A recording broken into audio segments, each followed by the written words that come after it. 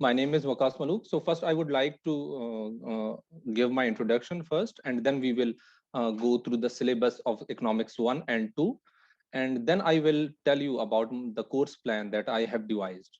So, and then I would tell you about the other different features that the CSS Braintree is offering. And I hope you will all like it. And I will be switching between English and Urdu, so please don't mind that. Uh, so my name is Waqas Malook, and I belong to district Kohat of KPK. I did my matriculation and FSC from Cadet College Kohat, and I had board positions in matriculation and FSC as well. I was pre-medical student, so I also took the medical test, and I stood 11th in the whole of the KPK. But I also prepared for the LUMS test as well, so I in the end opted for LUMS. And I did my bachelor's degree in economics from LUMS in 2014. And during my bachelor's, I was also sent to the US on a USCFP cultural exchange program, where I spent one semester because the degree was the same. So I studied economics in a US university as well. I was posted in the Michigan state of the US, and it was a very good experience where I learned very different things about economics and statistics and the practical aspects of different courses, which we usually miss in Pakistan. After that, after my bachelor's in LUMS, I joined Monsanto Pakistan, which is a multinational company. I worked there for a year. After that, I joined State Bank of Pakistan as an assistant director. I was part of SBOTS 20, and I worked there for 4 years at the head office. And I took my exam while I was working at State Bank of Pakistan. And fortunately, I got allocated in Pakistan Administrative Service. So this is the brief introduction of mine. I just wanted to give you my introduction so that you know that you are in safe hands. So if you trust in me, I hope you will score good in economics. Now I will tell you about the economic subjects as a whole. As Agha has already mentioned, उन्होंने पहले से भी बात की कि economics के आजकल trend के हिसाब से it is a very scoring subject.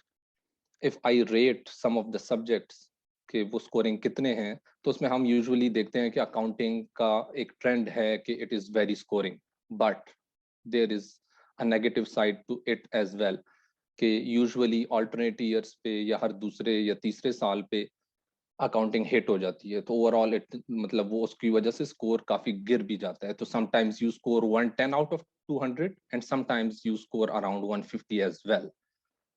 So I have seen people who have scored 110 one year and then 150 and 160 the next year. So accounting is usually said. So it is like it is said that high risk, high return. So it applies here as well. While after accounting के बाद जो मैं economics में, so economics I would say it is the second highest scoring subject, but its risk is also low because you can easily score around 140 if you prepare it well. So around आपको अगर मतलब क्योंकि I had 144 in economics. I'd scored very well in paper 2. In paper 1, I was late to the center by 10 minutes. So I think I could still score much higher than this as well. So I have other batchmates of mine. They are LUMS graduate as well. तो उनके भी score around 140 तक है. So this means that 140 plus, even I have a friend who has 151. So you can score around 140 and 150 easily. I'm telling you this because you need to know. So you need to know कि आप अगर इस चीज में आ रहे हैं तो आपको ये पता होना चाहिए कि ये कितना स्कोरिंग है और इसमें कितना रिस्क है और कितना रिटर्न है. तो I think it is better than accounting overall. हाँ, बाकी पॉल साय अगर आप देखें तो उसका सिलेबस बहुत वास्ट है. It is relatively more difficult than economics and scoring भी उस स्कोरिंग ट्रेंड भी उसका उतना हाई नहीं है जितना इकॉन का है. एंड आफ्टर दैट आपको पता है कि आईआर सपोज, क्योंकि लोग जनरली आईआर ले लेते हैं क्योंकि उनके यूजुअली डिग्री इस टाइप की होती है कि वो ऑप्ट करते हैं IR because it is sort of a general subject.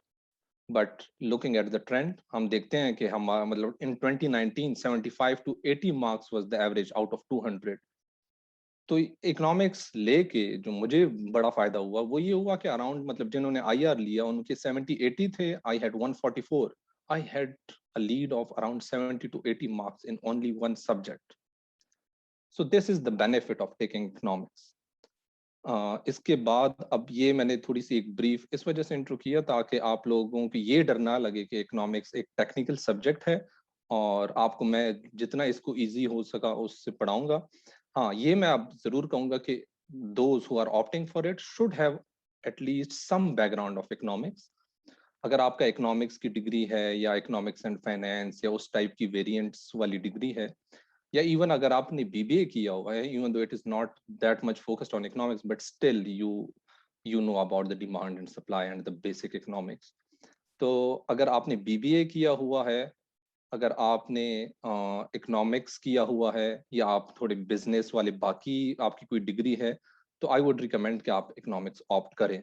अगर आपका बिल्कुल नहीं है, then I wouldn't recommend it unless you are prepared for hard work. तो मतलब it has a good return, but you will need some basics that you would have to focus upon about economics. So now I would be sharing the economics syllabus with you, and I would go through economics syllabus, economics paper 1 and paper 2 both, and I would tell you that how to tackle, like how to, because the syllabus is a little overlapping, the different topics they overlap. Even economics paper 1 and paper 2 topics overlap. So I would tell you how to handle this. So I would now be sharing the syllabus which has been provided by the FPSC, and then I would guide you regarding it.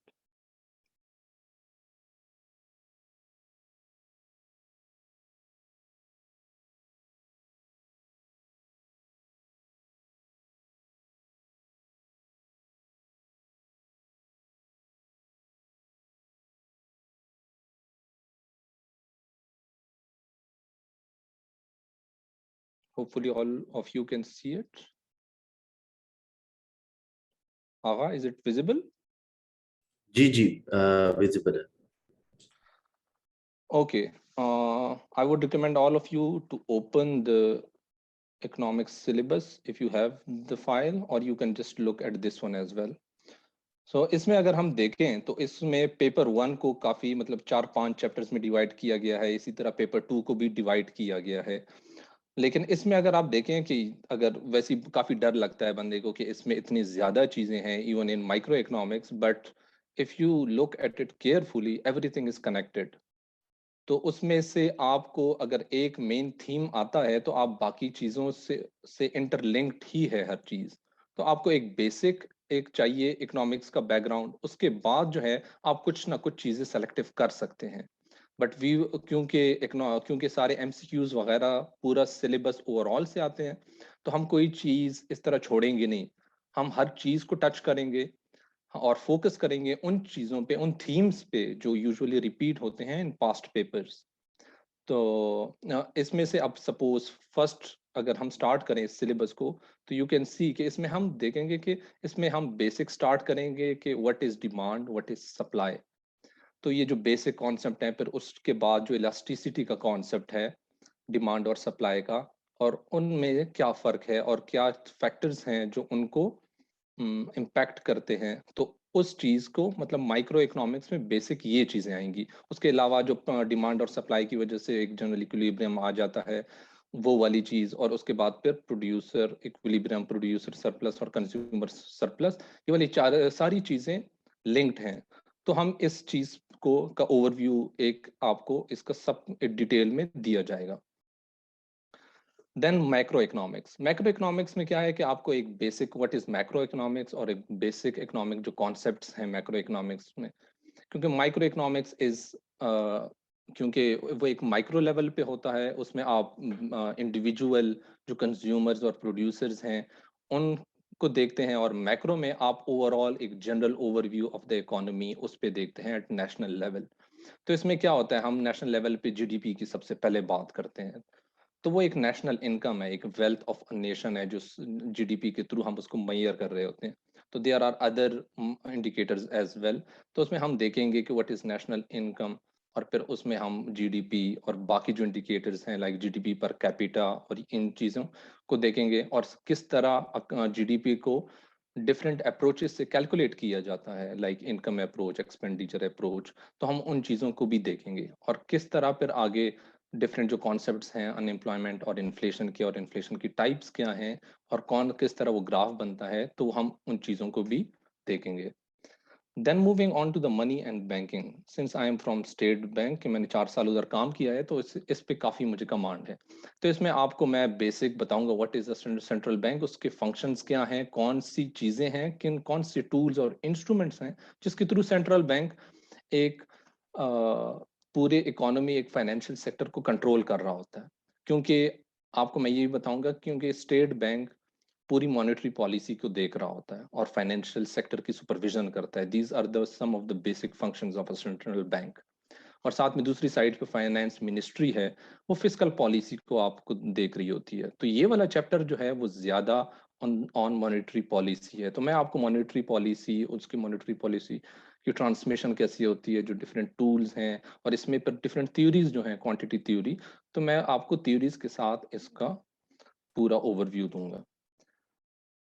अब ये जो कुछ मैंने चीजें highlight की हैं वो इस वजह से की हैं क्योंकि ये पास्ट पेपर में ये चीजें ओवरऑल रिपीट हुई हैं।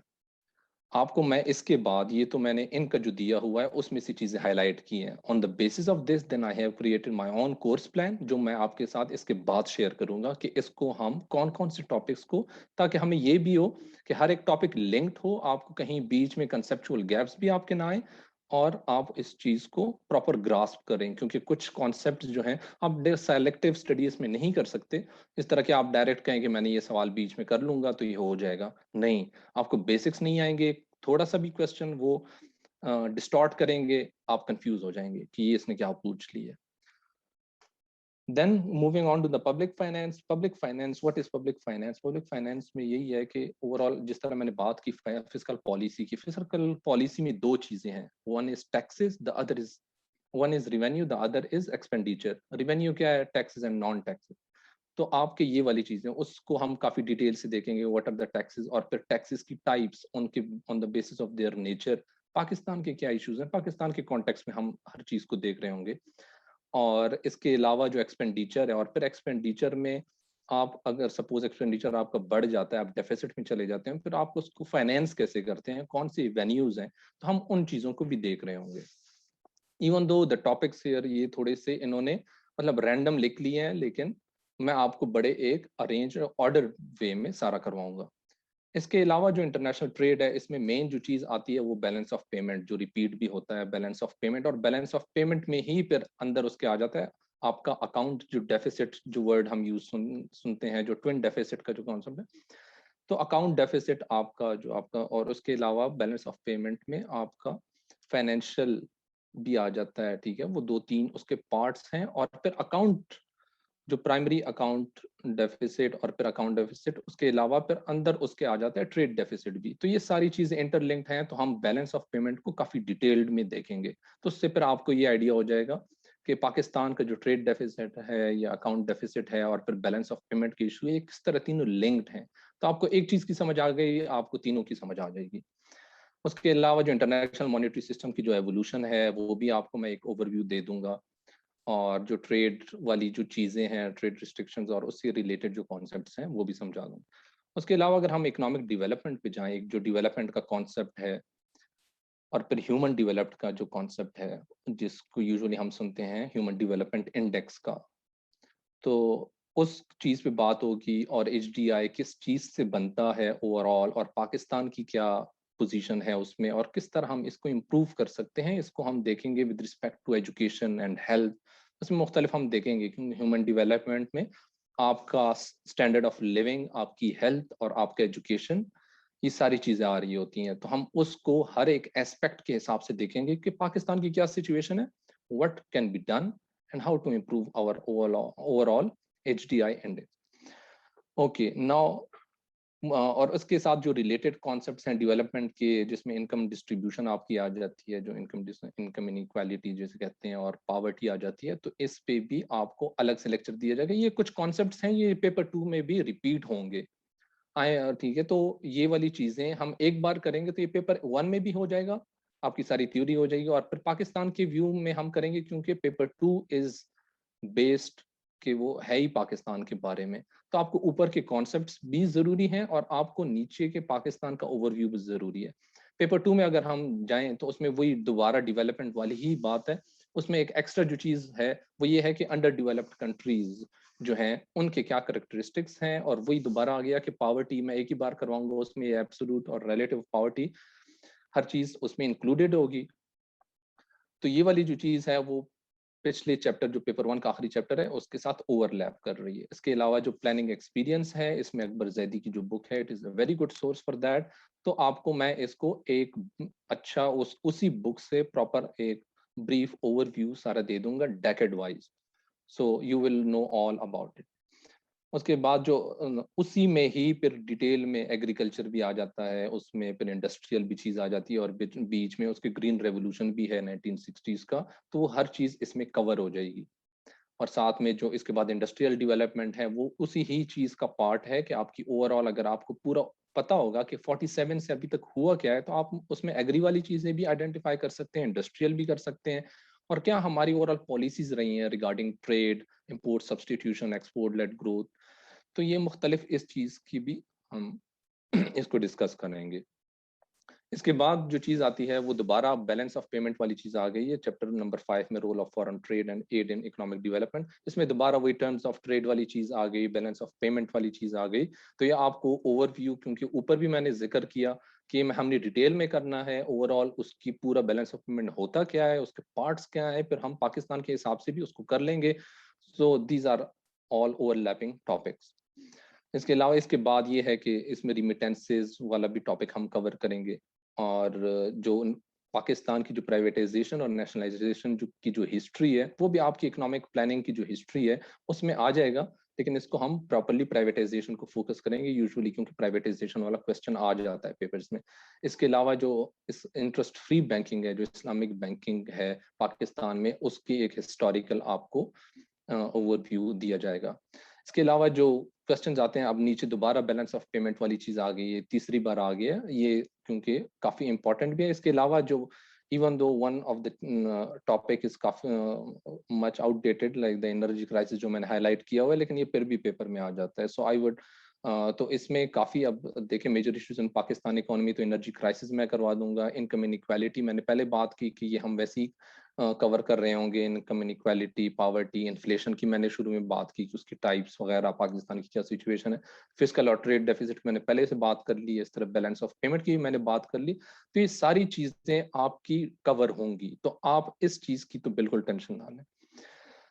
बाकी अब इसके बाद मैं आपके साथ अपना जो थीम वाइज, टॉपिक वाइज, जो मैं अराउंड मैंने 25 जो थीम्स हैं, डिफरेंट टॉपिक्स हैं, वो मैंने चूज किए हैं, जिसमें ये सारी चीजें कवर हो रही हैं, लेकिन वो ये है कि थोड़े एक ऑर्डर्ड फॉर्म में है।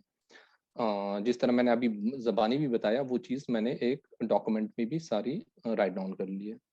तो let me share that with you guys.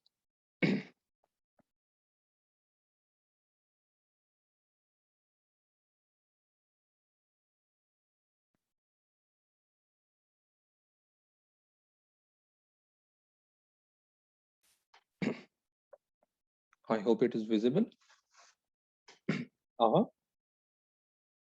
Ji Waqas visible है। ओके ओके, सो काफी मैंने डिटेल में बता दिया आपको कि क्या कोर्स प्लान होगा, लेकिन इसको आप एक कन्वीनियंट फॉर्म में भी देख लें कि शुरू में हम एक इकोनॉमी का एक विजुअल मॉडल बताएंगे कि इकोनॉमी होती क्या है, उसमें कौन से मेन स्टेक होल्डर्स होते हैं, गवर्नमेंट होती है, प्रोड्यूसर्स होते हैं, कंज्यूमर्स होते हैं, तो उनका एक बेसिक, ताकि आपको एक बेसिक से हम स्टार्ट करेंगे ताकि आपके जो बेसिक कॉन्सेप्ट्स हैं वो भी ठीक रहें। उसके बाद हम फिर मेजर चीज़ों पे जाएंगे, उसके बाद वही कि सप्लाई और डिमांड वाली चीज़ें, then the concept of utility और उससे जो रिलेटेड चीज़ें हैं, और उसके बाद जो है हम इलास्टिसिटी ऑफ डिमांड और सप्लाई। तो ये सारे टॉपिक्स इंटर रिलेटेड हैं। उसके बाद हम बात करेंगे मार्केट्स में कि कौन सी टाइप्स की कंपटीशन होता है, perfect competition, monopoly, oligopoly, monopolistic competition है, मोनोप्सनी. Then we will cover the opportunity cost and factors of production. और इसमें फिर हम डिफरेंट जो टॉपिक्स हैं like the production possibilities frontier, absolute advantage, what is absolute advantage और comparative advantage. Then we will cover के GDP को काफ़ी डिटेल में हम कवर करेंगे, और इसके जो रिलेटेड भी जीएनआई और ये जो बाकी कॉन्सेप्ट्स हैं वो भी मैं आपको उनकी डेफिनेशन बताऊंगा, लेकिन मेजर हम जीडीपी के उनके कौन से अप्रोचेस हैं जिससे हम ये कैलकुलेट कर सकते हैं. Then as I already mention कि ये इन्फ्लेशन और उसकी types, and then the Phillips curve क्योंकि वो भी उससे रिलेटेड है तो उसको भी हम कवर करेंगे. इसके अलावा अनएम्प्लॉयमेंट और उसकी टाइप्स क्या हैं, और इसको हम पाकिस्तान के को मद्देनजर रख के हर एक टॉपिक को ऑलमोस्ट कर रहे होंगे जहां भी वो एप्लीकेबल होगा. देन हम एग्रीगेट डिमांड और एग्रीगेट सप्लाईज और इसको काफी डिटेल में देखेंगे और कौन से फैक्टर्स इनको अफेक्ट करते हैं, और उससे फिर हम ISLM which is a very important topic, तो और उसके ऊपर हम देखेंगे कि इनक्लोज्ड इकोनॉमी ISLM कर्व कैसे बनता है, और फिर इस तरह ओपन इकोनॉमी भी हम उसको देखेंगे. देन हम जाएंगे मॉनेटरी पॉलिसी की तरफ कि उसमें मनी सप्लाई क्या होती है, फंक्शंस ऑफ मनी क्या होते हैं, क्वांटिटी थ्योरी ऑफ मनी क्या है, मॉनेटरी ट्रांसमिशन मैकेनिज्म क्या है, कि किस तरह एक ओवरऑल वर्क करता है कि सपोज मनी सप्लाई बढ़ गई तो उससे होगा क्या ओवरऑल इकोनॉमी में. हम बात सुनते हैं कि स्टेट बैंक ने पॉलिसी रेट को कम नहीं किया या बढ़ा दिया है, या मुख्तलिफ जो हम डिस्कशन सुनते हैं तो वो सारी डिस्कशन इसमें आएंगी कि क्यों करते हैं, कैसे इन्फ्लेशन उस चीज़ के साथ रिलेटेड है, कैसे मनी की सप्लाई और ये पॉलिसी रेट ये सारे इंटर रिलेटेड हैं. Then we will move on to the fiscal policy जो फाइनेंस मिनिस्ट्री कंट्रोल करता है. उसमें फिर हम टैक्सेस और एक्सपेंडिचर को देखेंगे और फिर किस तरह अगर डेफिसिट आ जाता है तो वो किस तरह फाइनेंस होता है, और किस तरह हम पाकिस्तान जो है एक डेट में घिर गया है आजकल, क्योंकि अराउंड मतलब बहुत ज़्यादा debt debt to GDP ratio काफ़ी पाकिस्तान का बढ़ गया है. तो ये वाली चीजें हम डिस्कस करेंगे. Then the balance of payment issue के हमारे जो है ना ट्रेड, क्योंकि हमारी एक्सपोर्ट्स है नहीं तो बैलेंस ऑफ पेमेंट का जो इशू है और इस तो उसको हम कवर करेंगे, और जो अकाउंट डेफिसिट है और जो ट्रेड डेफिसिट है वो भी इसके अंदर ही आ जाएगा. देन इंटरनेशनल मॉनेटरी सिस्टम की जो एवोल्यूशन है, और देन जैसे मैंने पहले ही बताया कि डेवलपमेंट उसकी थ्योरीज क्या हैं और करेक्टरिस्टिक्स क्या हैं डेवलपिंग वर्ल्ड की. Then we will move on to the concepts of poverty, income inequality, और जो पॉपुलेशन ग्रोथ और डेवलपमेंट का जो लिंक है उसको हम डिस्कस करेंगे. देन पाकिस्तान की जो इकोनॉमिक हिस्ट्री है इसमें आपका एग्री इकोनॉमिक हिस्ट्री भी आ जाएगी, इंडस्ट्रियल भी आ जाएगी, और इसमें ग्रीन रेवोल्यूशन क्योंकि इंपॉर्टेंट है तो उसको मैंने अलग से भी लिख दी है. और balance of payment situation in Pakistan ये ऊपर भी आ गया है तो ये दोबारा रिपीटिशन ही है. और then the role of remittances, क्योंकि पाकिस्तान में जो बैलेंस ऑफ पेमेंट वाला जो इशू है उसको थोड़ा बहुत जो कंपेंसेट करते हैं वो हमारी रिमिटेंसेस करते हैं, तो हम रिमिटेंसेस को भी काफ़ी डिटेल में देखेंगे कि व्हाट इज रिमिटेंसेस और इससे इम्पैक्ट क्या होता है और पाकिस्तान की क्या सिचुएशन है. Then the history of privatisation and nationalisation in Pakistan, और फिर कि इस्लामिक बैंकिंग की क्या हिस्ट्री रही है और आजकल की सिचुएशन क्या है, कि कितने इस्लामिक बैंक्स हैं, कितना क्रेडिट है, क्या चैलेंजेस हैं इस्लामिक बैंकिंग को. तो ये सारी चीज़ें डिटेल में डिस्कस होंगी. और देन एनर्जी क्राइसिस वाला टॉपिक भी मैं आपको करवा दूंगा क्योंकि ये यूजुअली आ ही जाता है एक दूसरे दूसरे तीसरे साल में. So these are 25 topics or themes that I will cover in the whole course. इसमें से आई होप कि मैंने कोई चीज़ मिस नहीं की. इसमें से हर चीज़ ऑलमोस्ट, और इस चीज़ को मैंने बनाया है keeping in view the past papers जो मेरा एक्सपीरियंस रहा है, और जो चीज़ें और इसमें मैंने थोड़ी सी बेसिक चीज़ें भी डाल दी हैं ताकि अगर ताकि उसका भी एक रिव्यू हो जाए बेसिक कॉन्सेप्ट्स का. उसके बाद फिर और इस चीज़ में आप इसको प्रिपेयर करेंगे कैसे, इसमें इसके लिए डिफरेंट सोर्सेज हैं जो आपको, क्योंकि ये कोर्स आपने कोई शॉर्टकट्स इसमें यूज करने नहीं है, क्योंकि आप शॉर्टकट्स यूज करेंगे may be 1 year you do good, लेकिन नेक्स्ट ईयर क्योंकि because it is a very unpredictable exam CSS, तो कुछ नहीं पता चलता एक आध पेपर में बंदा खुदा ना खास्ता फेल हो जाता है. ठीक है, तो नेक्स्ट ईयर भी आपको यही इकॉन दोबारा ही देनी पड़ेगी. तो इकॉन ये कुछ सब्जेक्ट्स जो हैं बंदे को सेलेक्टिव स्टडी नहीं करनी चाहिए, आपको डिटेल्ड उसके कॉन्सेप्ट्स को समझ के करना चाहिए। और आजकल क्योंकि पाकिस्तान का जो मेजर इशू है ही इकोनॉमी, तो आजकल ज्यादा डिस्कशन भी इस चीज पे हो रही होती है। तो ओवरऑल आपको ये हेल्प करेगा एक general understanding of the current situation in Pakistan, वो भी आपकी हेल्प होगी। और बाकी आपको इंशाल्लाह मतलब काफी स्कोरिंग सब्जेक्ट है, तो आई होप कि जो लोग मतलब अराउंड अगर आपके 120 तक सपोज किसी के आ भी रहे हो, इंशाल्लाह इस कोर्स के बाद आप यू कैन स्कोर अबव 140 इंशाल्लाह। So I can guarantee you that. बस बट इसके लिए ये है कि जो चीज़ें हैं, जो सोर्सेज मैं बताऊंगा, जो रीडिंग्स होंगी, वो आपने ज़रूर कंसल्ट करनी है। और ताकि आपको मैं और आपको सबको साथ लेकर चलूंगा, आपके जो इश्यूज होंगे वो मैं एड्रेस करूंगा। आप एक क्योंकि व्हाट्सएप ग्रुप हम बन जाएगा इन दी एंड रजिस्टर्ड स्टूडेंट्स का, तो उसमें फिर जो भी आपके इश्यूज होंगे तो उसको भी मैं एड्रेस करता रहूंगा विद टाइम। और इसके अलावा अगर इन टॉपिक्स के अलावा कोई डिमांड हुई, कोई पॉपुलर डिमांड हुई कोई स्टूडेंट्स की, कोई टॉपिक इनमें से अगर जस्ट इन केस मिसिंग भी हुआ, तो वो भी मैं आपको करवा दूंगा। So you don't need to worry about that.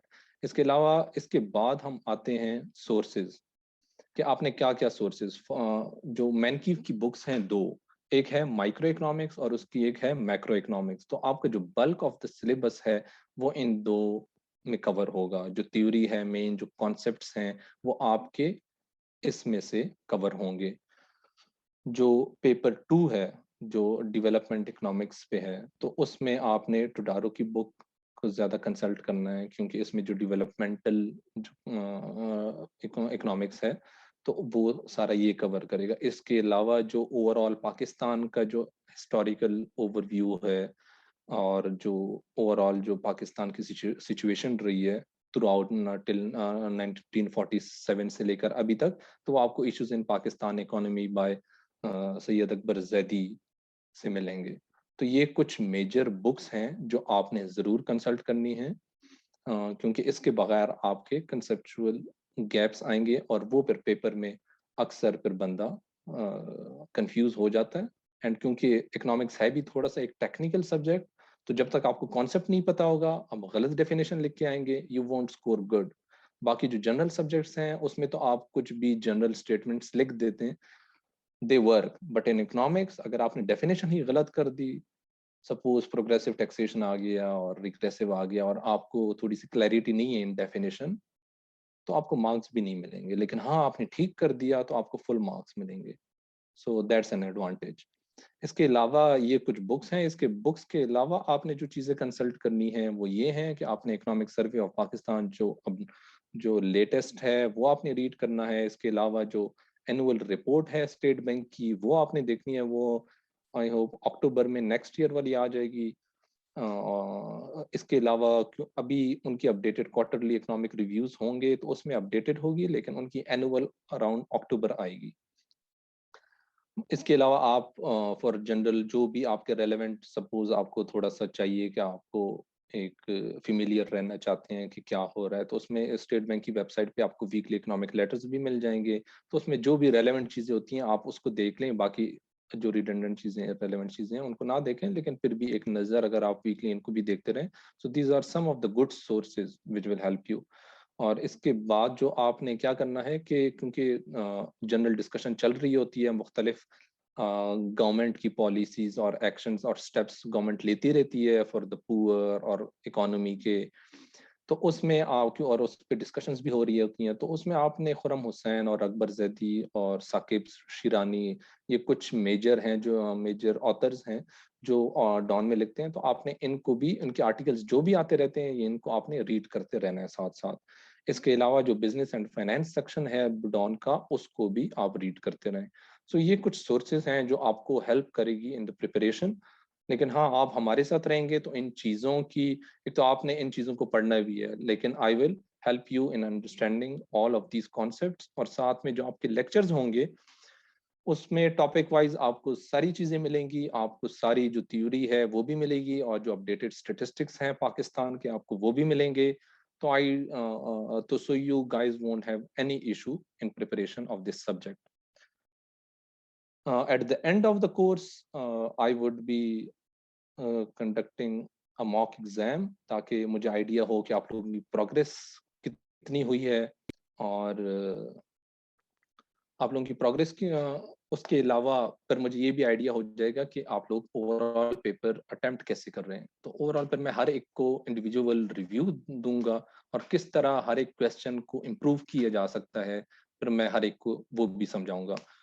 Usually there are some myths regarding the paper attempting techniques कि मतलब तो आपने उनसे भी बचे रहना है। ये नहीं करना कि आपको लग रहा है कि टेक्निकल पेपर है तो आपने कोई एस्थेटिक्स का ख्याल नहीं रखना, गंदी राइटिंग करनी है। तो ऑल थिंग्स मैटर, तो एक एक चीज आपकी मैटर करती है।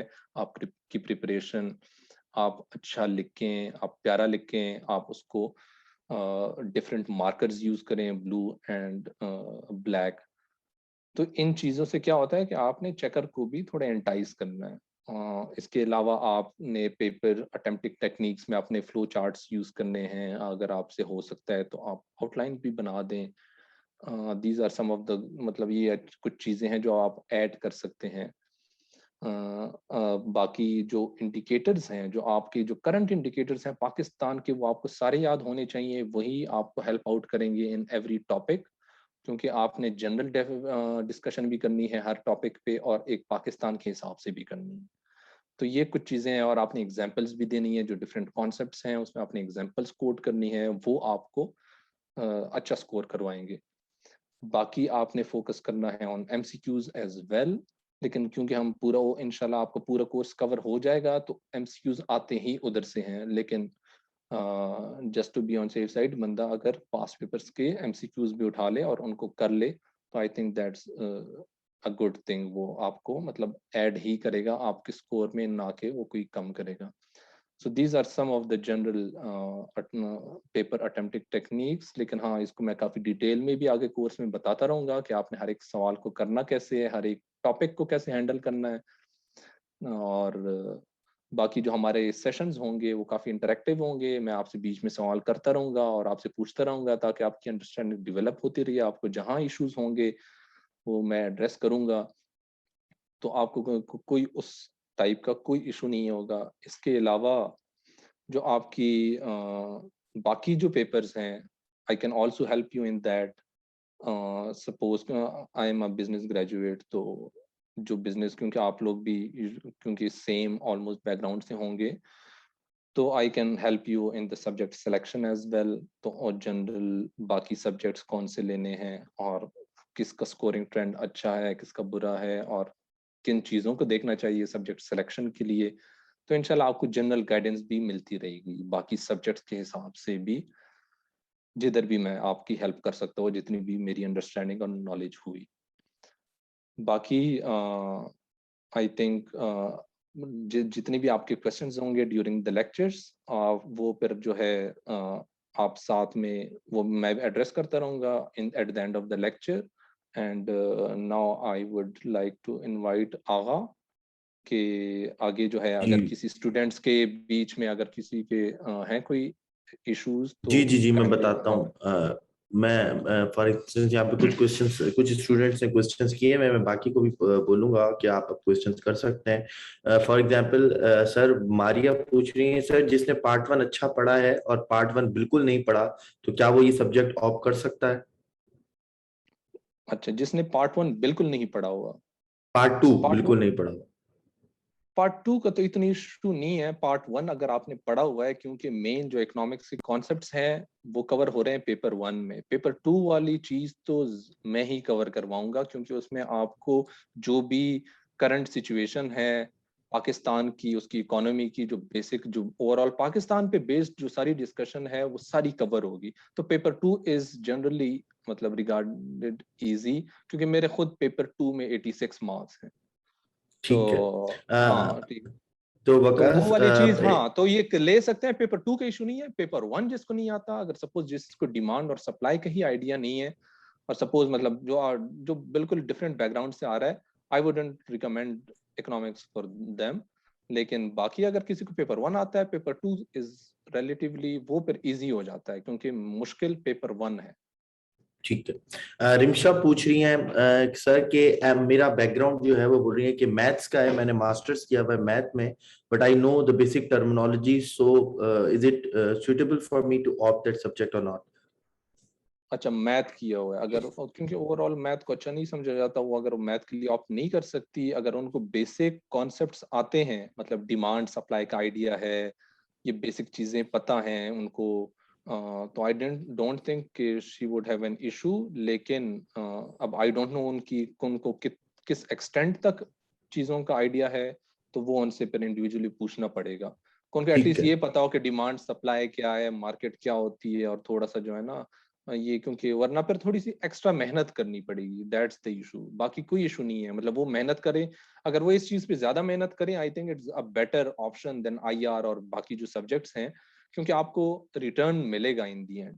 आईआर आप लेंगे, आपको कोई रिटर्न नहीं मिलेगा उस हिसाब से, कि मतलब हाँ। फरियाल, सर फरियाल आपने अच्छा आंसर दिया। फरियाल पूछ रहे हैं सर, क्या प्रॉब्लम्स जो है न्यूमेरिक प्रॉब्लम्स वो आती हैं इकोनॉमिक्स में, खासतौर पे नहीं, माइक्रो और कोई मैक्रो न्यूमेरिक के? नहीं आते, नहीं कोई न्यूमेरिक क्वेश्चंस नहीं आते, न्यूमेरिकल क्वेश्चंस, तो उसकी कोई टेंशन नहीं है उससे, हाँ, तो उससे कोई डरने की जरूरत नहीं है, कोई न्यूमेरिकल क्वेश्चंस नहीं आते।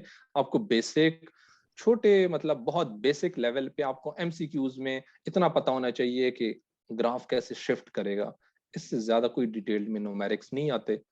तो so you don't have to worry about that. तो अकाउंटिंग में आते हैं, मतलब इकॉन में नहीं आते। ठीक है। If you have any other question किसी और, अच्छा रिमशा पूछ रही है सर सीएसएस और पीएमएस का क्या सिलेबस सेम है? रिमशा पहले आप ये बता दें कि पीएमएस कौन सा, पंजाब का बात कर रही हैं या केपी का, केपीके की बात हाँ, कर क्यों, रही हैं? ये अगर वो क्लियर कर देना, क्योंकि ये केपी वाला क्लियर मैंने कर। दिया हुआ है, केपी वाला मैंने दिया हुआ है, so I have an idea about that. मुझे सीएसएस का ठीक। भी आइडिया है, पंजाब वाला मुझे थोड़ा सा मतलब देखना पड़ेगा, क्योंकि ओवरऑल हर एग्जाम की तैयारी थोड़ी सी डिफरेंट है, कि आपको मतलब पीएमएस की जो मैंने तैयारी की थी और जो सीएसएस की थी, क्योंकि डिफरेंट वो टॉपिक्स को टारगेट करते हैं, डिफरेंट थीम्स को करते हैं, तो उस हिसाब से आपको थोड़ी सी तैयारी को चेंज करना पड़ता है। बाकी ओवरऑल सिलेबस सेम है ये, क्योंकि पेपर मतलब 2 पेपर्स हैं, तो इसमें हर चीज ही कवर्ड है। आई डोंट थिंक कि इतना कोई ज्यादा कोई फर्क होगा पीएमएस और इसके सिलेबस में। केपी का तो एग्जैक्ट सेम है, कोई इशू नहीं है। पंजाब वाला मुझे देखना पड़ेगा, लेकिन फिर भी इनसे पहले पूछ लें कि उनका पंजाब है या केपी है या सिंध अच्छा, है। वो रिमशा कह रही है कि उनका जो है वो पंजाब का पीएमएस है, लेकिन अगर वो कह रही है कि अगर हाँ, थोड़ा सा सिलेबस डिफरेंट हुआ तो क्या वो पॉइंट्स भी सर क्लियर करेंगे या नहीं? हाँ, वो जो भी मैंने आपको ना कहा ना, कि आपको जो भी ऐसा टॉपिक हुआ, आपको लगा कि जो इसमें कवर नहीं हो रहा, सपोज आप पीएमएस के लिए ऑप्ट कर रहे हैं, तो वो आप मुझे बता दें, तो मैं आपको वो भी कवर करवा दूंगा। लेकिन ये पूरा इकॉन का ही हर चीज ऑलमोस्ट कवर हो रही है, तो अगर वो सिलेबस को ओपन करें पंजाब के और इसके साथ देख लें जो मैंने पूरी जो कोर्स प्लान बताया है, तो I think she will know कि हर चीज कवर हो रही है, इसमें कोई चीज रहेगी नहीं। हाँ, जो उधर फिर वो मुझे सिलेबस मैं खुद भी देख लूंगा, उसमें देख लूंगा जो भी टॉपिक्स नहीं हुए, तो वो मैं फिर एक्स्ट्रा उनको करवा दूंगा। That's not an issue. ठीक है। अच्छा, आप एक और क्वेश्चन है यहाँ सीमा लती पूछ रही हैं कि उनकी ग्रेजुएशन कॉमर्स के अंदर है, तो क्या वो ऑप्ट कर सकती हैं? इसका आंसर सर पहले भी दे चुके हैं, लेकिन रिपीट भी कर देंगे मेरे ख्याल। हाँ, कॉमर्स में अब उन्होंने क्या क्या कॉन्सेप्ट्स पढ़े हैं, कितने कोर्सेज पढ़े हैं, क्योंकि मैंने कहा कि बीबीए वाले कुछ ना कुछ कोर्सेज पढ़ लेते हैं, they can opt for it. मैंने ये कहा कि ऑब्वियसली इकॉन से आप जितना थोड़ा सा दूर रहेंगे, थोड़ी सी आपको हार्ड वर्क ज्यादा करनी पड़ेगी, पेपर 1 में थोड़ा सा आपको समझना पड़ेगा कॉन्सेप्ट्स को। तो अगर आपने बेसिक पढ़ी हुई है, तो I think she won't have an issue. तो आप उस हिसाब से देख लें, अगर आपको पता है कि जीडीपी क्या होती है, इन्फ्लेशन होती क्या है, और मतलब डिमांड और सप्लाई, जो बेसिक कॉन्सेप्ट्स हैं, अगर आपको वो आते हैं, तो बाकी जो बड़ी जो चीजें हैं, जो फिस्कल पॉलिसी और मॉनेटरी पॉलिसी और ये वाली चीजें, इकोनॉमिक जो हिस्ट्री है, इसकी टेंशन लेने की जरूरत नहीं है। आपको ये समझ आ जानी चाहिए कि जो मैं बात कर रहा हूँ वो कर क्या रहा हूँ, एटलीस्ट जो आपको बेसिक टर्मिनोलॉजी जो है वो आनी चाहिए। तो आई थिंक अगर आपने ज्यादा कोर्सेज पढ़े हैं इकॉन के, तो you can opt for it. अगर आपने बिल्कुल नहीं पढ़े हुए, एक ही पढ़ा हुआ है, तो I don't think you should opt for this. तो ठीक है। अच्छा सर, ये भी थोड़ा सा बता दें कि हमारी क्लासेस वीक में मेरे ख्याल में वीकेंड्स के ऊपर ही होंगी ज्यादातर। ज्यादा वीकेंड्स पे ही होंगी, क्योंकि ठीक है। हमारी स्पेशलाइज्ड ट्रेनिंग चल रही है, तो मैं क्लासेस में काफ़ी बिजी हूँगा ड्यूरिंग द डे, और क्योंकि हमारी क्लासेस एंड ही काफ़ी लेट हो रही हैं, तो मैं वीक डेज पे यूजुअली अवेलेबल होऊंगा नहीं, तो मैं आपके जो भी इश्यूज भी होंगे और जो हमारे लेक्चर्स भी होंगे तो वो सारे मैं वीकेंड पे ही इंशाल्लाह रखूंगा। ठीक है। अच्छा, मैं एक सैटरडे और इसमें एंड पॉइंट संडे ऐड कर मोस्ट। दूं कि वो स्टूडेंट्स जो किसी भी वजह से जो है वो अपना सेशन मिस भी कर जाएं, तो उनको हर सेशन की जो है वो सर के लाइव लेक्चर्स की रिकॉर्डिंग्स हम एक्सेस देंगे, जिसका टाइम पीरियड जो है वो 3 मंथ्स तक होगा आपके पास। तो आपको कोई लेक्चर मिस हो जाए या रिवाइज करना चाहते हैं तो आप आराम से जो है वो लेक्चर जो है वो सुन के उसकी प्रिपरेशन कर सकते हैं। ठीक है जी। आई थिंक अब और कोई क्वेश्चन नहीं है किसी का भी। I again thank you sir Waqas for joining us particularly on this course. मैं ये भी आपको बता दूं कि सर को बकायदा स्पेशल रिक्वेस्ट की गई थी कि वो आए और इकोनॉमिक्स का खास तौर पे कोर्स पढ़ाएं। इससे पहले जैसे अकाउंटिंग सर नदीम ने बड़ा डिटेल में पढ़ाया था और उनको भी बड़ा स्पेशल रिक्वेस्ट थी, इसी तरह सर वकास ने बहुत मुश्किल से टाइम निकाला है। So it's a golden opportunity for all of you to join him and get yourself prepared in this subject. ठीक है जी। रजिस्ट्रेशन जिसको भी करानी हो मैंने नंबर लिख लिया है, आप लोग की रजिस्ट्रेशन हो जाएंगी तो डिटेल टाइम टेबल आपके साथ शेयर हो जाएगा ग्रुप में, व्हाट्सएप के ग्रुप में, जहाँ पे सर भी अवेलेबल होंगे, जहाँ से आप उनको जो है वो कांटेक्ट भी कर सकते हैं और बाकी सारी चीजें उसके अंदर बता दी जाएंगी। Again sir thank you. Any last comments if you want to share please. Thank you Agha. I think I have said enough. काफ़ी मैंने डिटेल में इनको बता दिया है कि क्या क्या चीज़ें कवर होंगी। आपको अगर थोड़ा सा भी बेसिक कॉन्सेप्ट्स हैं और अगर आप थोड़ी सी भी हार्ड वर्क करना चाहते हैं, और जिनके अगर सपोज जिसको लग रहा है कि मेरे बेसिक कॉन्सेप्ट्स, क्योंकि अगर सपोज कोई कॉमर्स का है जिस तरह कुछ स्टूडेंट्स हैं, तो उनमें से वो ट्राई कर सकते हैं कि मैनकीव की बुक्स जो है माइक्रो और मैक्रो की, अगर वो सपोज अभी से पढ़ना स्टार्ट कर दें, एक ओवरव्यू उसका एक स्किम थ्रू कर दें, तो उसमें सारे बेसिक कॉन्सेप्ट्स कवर हो जाते हैं। तो अगर उनको उस चीज में इशू नहीं आ रहा, तो I think they can opt for this subject, क्योंकि आपको माइक्रो और मैक्रो की बेसिक्स आनी चाहिए थोड़ी बहुत। तो आई थिंक, और अगर कोई अभी से मतलब माइक्रो और मैक्रो को अगर आप अच्छा पढ़ लें, अगर आपको थोड़ा सा बेसिक्स वाले इश्यूज हैं आपको लग रहा है, तो आप मैनकीव की माइक्रो और मैक्रो की दोनों बुक्स उठाएं और वो पढ़ लें एक नज़र। तो उससे आपको बहुत हेल्प हो जाएगी, आपके सारे कॉन्सेप्ट्स क्लियर हो जाएंगे। फिर उसके बाद आपको इशू नहीं है, फिर आपको मैं इजीली लेकर चल सकता हूँ। तो वो वाला कोई इशू नहीं होगा। चलिए जी सर, बाकी थैंक यू हाँ, वेरी। बाकी best of luck for your preparation, और जो भी आपको गाइडेंस की ज़रूरत हो रिगार्डिंग द सब्जेक्ट सिलेक्शन और बाकी चीज़ें, I am here for you. और so I think you will be good. बस हाँ, दैट्स द चलिए only thing is hard work. तो मतलब हम भी सारे इधर पहुंचे हैं तो इसी चीज पे कि the only thing is hard work. आपने हार्ड वर्क करनी है तभी आपको उसका रिटर्न मिलेगा। जब तक हार्ड वर्क नहीं होगी, आप किसी चीज को समझने की कोशिश ही नहीं करेंगे, तो कोई उसका फिर फायदा नहीं होगा। So that's all from me. तो so thank you thank you ji. Agha. Thank you very thank you much. Everyone. Thank you all of the students for joining us. Inshallah we will meet in the regular classes. Till then, Allah Hafiz and take care.